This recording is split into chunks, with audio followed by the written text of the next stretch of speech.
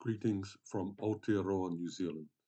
My name is Vaughan Rapahatana, and I'm going to read to you 6 poems in both my main languages, Te Reo Maorí, because I'm Maorí from New Zealand, and in English. The first poem is called Tongues. In the bedroom, my wife is talking to her mother in Kapampangan. It is sultry this afternoon. I am eating sampo, spitting out the seeds into a plastic dish. The rain pretends to come. No one around here speaks English, not because they cannot, but because they don't need to. The weather here is a trickster. Ako ay maswerte dahil alam ko ang Tagalog. Walang problema sa akin. Why should they prattle in an alien tongue when I could learn their own? In the salon, my stepchildren are conversing in Cantonese. It is hazy here once more. I am in the kitchen chewing on the chow fun, splayed in a takeout box. The rain feigns arrival. No one around here speaks English, not because they cannot, but because they don't need to. The weather here is joker. Wo han shang yun, yunwei wo shida putokwa, dwe wo lashwe me wenti. Why should they prate in an alien tongue when I could learn their own? In the driveway, my cousins are arguing in English. The clouds hide the day. I am in the garden, spooning out a kai onto plastic plates. The rain might soon be here. Everyone round here speaks English, not because they must, but because they choose no other. The weather tries to fool us. Ko he waimareo a aho, mo he mohio aho tako reo Maori. Kauri he raru raru mo aho. Why should I patter in an alien language when they could learn my own? The rain is now quite steady. It has chucked away its cape. I poke out my tongue to catch what it is saying. And just to translate the 3 different languages I spoke, the first one was Tagalog from the Philippines, because I speak Tagalog. And I'm saying I am lucky as I know Tagalog. No problem for me. And because I also speak Mandarin, having lived in China, I also said, I am lucky as I know Mandarin, no problem for me. And the third one, because I'm Maori and Te Reo Maori is my first language, I said, I am lucky as I know my Maori language, no problem for me. Now, the second poem I will read is called At Lake Maraetai. Now, I'm fortunate to live in a small town in the middle of the North Island of Aotearoa, New Zealand, which is close to a lake. And on the lake are many beautiful black swans. This is my poem about At Lake Maraetai. These swan glide in an ontology alien to my own. Their Empyrean metaphysic through all dimensions, isomorphic and immutable.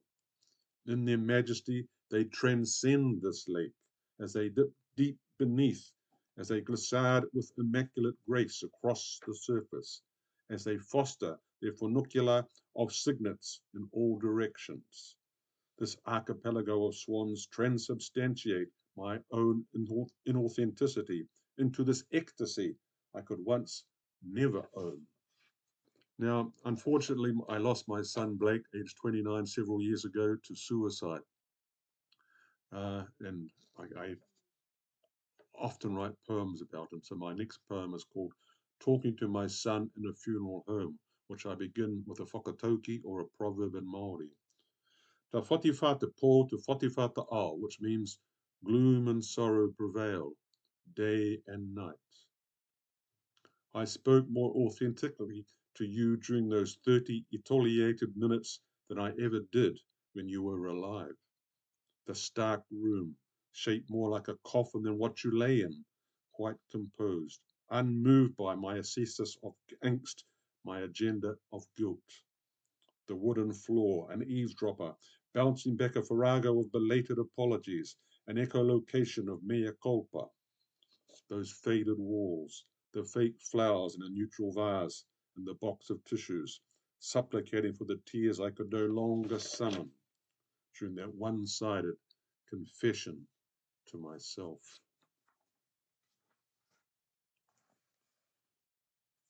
On a more positive note, a poem about the coronavirus back in 2020. Again, this one is written in Te Reo Māori first, and I'll give you the translation into English afterwards. It's called Kia Atawhai, Te Huaketo 2020. Kia Atawhai, Kia Koto Whānau.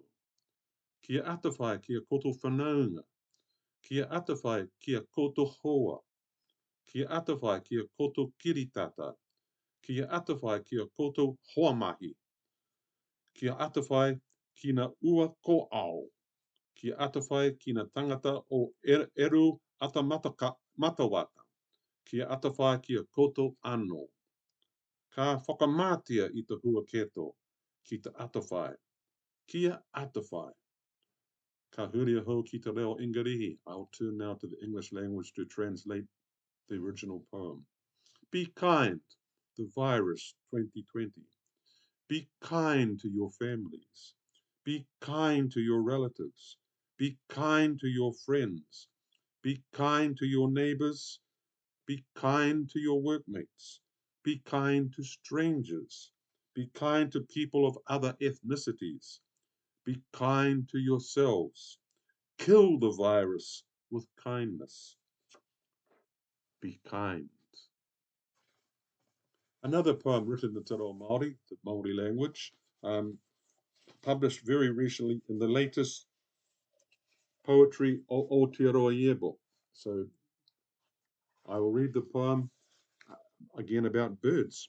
Whakarongo ki ngā manu, which translates to listen to the birds. So again, I'll read you the poem as it was originally written in Te Reo Māori, then give the English translation.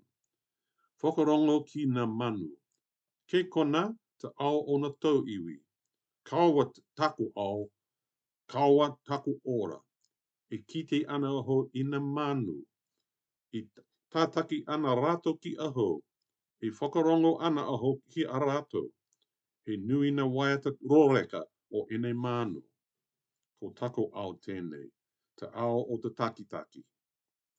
Tino rereki ene ao, nā te mea, kaori i te whakarongo nā tauiwi ki na manu. I tō ana i roto ina rako, i peki ana i rongi i te whenua, i topa ana i te hou, na manu me a rato karere whai tikanga. Ko te ao pono tēnei, whakarongo ki na mano, home i te mato au. Now in English, listen to the birds. They're the world of the non-Maori, not my world, not my life. I observe the birds. They chatter to me, I listen to them. These birds have many melodious songs. This is my world, the world of the indigenous. These worlds are different because the non-Maori do not listen to the birds. Perched in the trees, hopping on the ground, swooping in the air, the birds with their pivotal messages. This is the true world. Listen to the birds. Join our world. Now, my final poem is about how poetry, for me, should be conveyed.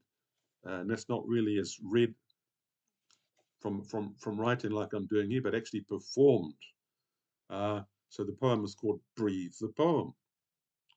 Rescind the computer, eviscerate the iPad, express the words, perform the piece, excoriate the typewriter, screw the mobile, enforce the message, emote the sounds, massacre the book, biff the standing still, flail the arms, stomp the feet, revoke the microphone, rebuke the lectern, include the audience, disgorge the essence, put aside the paper, revile the pen, live every freaking syllable, breathe the poem. And that's all my reading from Aotearoa, New Zealand. Tēnā koutou katoa. Thank you, everyone.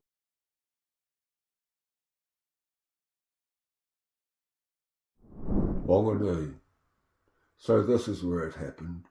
The soldiers marching up the island, not for love, not for justice, simply for greed, to get our land. There can be no marching forward without turning back, no turning away without turning to, no truth without uncovering the lies, no life anew without digging up the bones, no song of peace without a lament. Why? Why do we kill our children? Why do we make war? Why?